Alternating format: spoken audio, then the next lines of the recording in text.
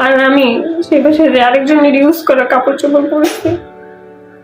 আখি নাকি আহাদকে কালো জাদু করেছে, আর এই পোস্টটা আহাদ তার ফেসবুক পোস্টে লেখে এবং এই পোস্ট দেখার পরে এবার আখিও তার সত্যতা তুলে ধরে। রিসেন্ট আহাদ তার ফেসবুক পেজের পোস্টে একটা কথা লেখেন যে আহাদকে নাকি কালো জাদু করা হয়েছে, আর এই বিষয়টা পাবলিকলি জানায়নি।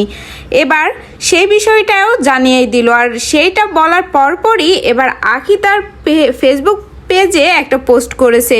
সেখানে লিখেছে, ব্ল্যাক ম্যাজিক করেও আমি আমার জামাইকে আমার কাছে আনতে পারলাম না, তাহলে কি লাভ হলো?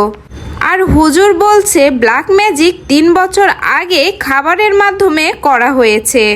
আমার বিয়ে হলো 2 বছর আগে, তাহলে 3 বছর আগে আমি আহাদকে কিভাবে খাইয়ে ব্ল্যাক ম্যাজিক করলাম?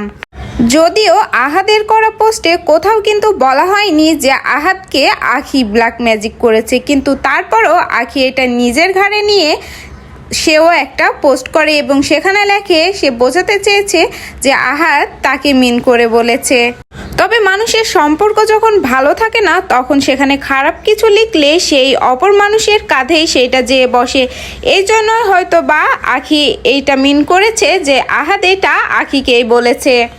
এর আগের এক পোস্টে আখি বলে যে আখিকে নাকি বারবার বলা হয় যে রাস্তা থেকে তুলে এনে তাকে এই অবস্থায় নেওয়া হয়েছে, কোথা থেকে কোথায় তোলা হয়েছে আখিকে। আর এই সম্পর্কেও আখি একটা পোস্ট করে, সেখানে লেখে, হ্যাঁ আমি গার্মেন্টস কর্মী, এটা নিয়ে আমার বিন্দু পরিমাণ নিজেকে ছোট মনে করি না। আমি গার্মেন্টস কর্মী বলে আপনারা যদি আমাকে ছোট করে দেখেন এটা আপনাদের সমস্যা, আমার না।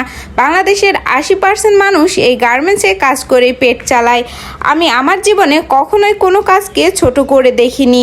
এখনও যদি আমার কোনো প্রয়োজনে গার্মেন্টসে কাজ করা লাগে তা আমি করব, এতে আমার বিন্দু পরিমাণে দ্বিধা নেই, কারণ আমি কোনো খারাপ কাজ করে টাকা উপার্জন করব না।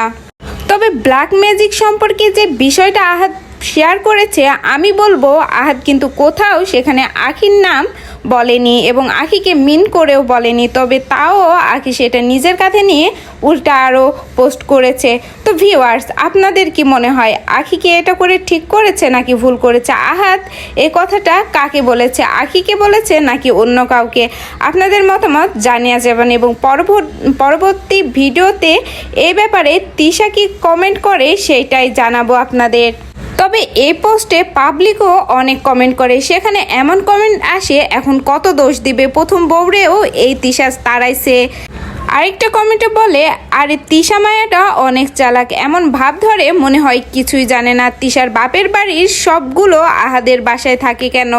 আখির ওই পোস্টে আরেকজন কমেন্ট করে বলে, সতীনের উপর বিয়ে হওয়ার পরে সবারই কিছু না কিছু সহ্য করা উচিত, জেনে বুঝে বিয়ে করেছো, তুমি জানতে তোমার একটা সতীন আছে আর তোমার সতীনকে তোমার স্বামী খুব ভালোবাসতো, সুতরাং সব কিছু মেনে নিতে হবে। ভারতের আরমান মল্লিক হতে চেয়েছিলে তোমরা, কিন্তু আরমান মল্লিকের বউ পায়েল আর কৃতিকা, এদের দুজনকে দেখে শেখা উচিত ছিল, কারণ কেউ কখনো কাউকে দেখে হিংসা করে না, একজন আরেকজনের কাছে নিজের স্বামীকে পাঠিয়ে দেয়, নিজেরাই বাইরে পাঠিয়ে দেয় একটু আলাদা করে সময় কাটানোর জন্য। কখনো এই বউ বলে ওকে নিয়ে বাইরে যাও, কখনো ওই বউ বলে ওকে নিয়ে বাইরে যাও, আমি বাচ্চা সামলাচ্ছি, কারণ তারা জানে তারা সতীনের ঘর করছে, সুতরাং তোমরাও বোঝা উচিত ছিল যে তুমি সতীনের ঘর করছো। বেশি অধিকার চাইতে গেলে সব কিছু হারাতে হয়, এই দুনিয়ার নিয়ম।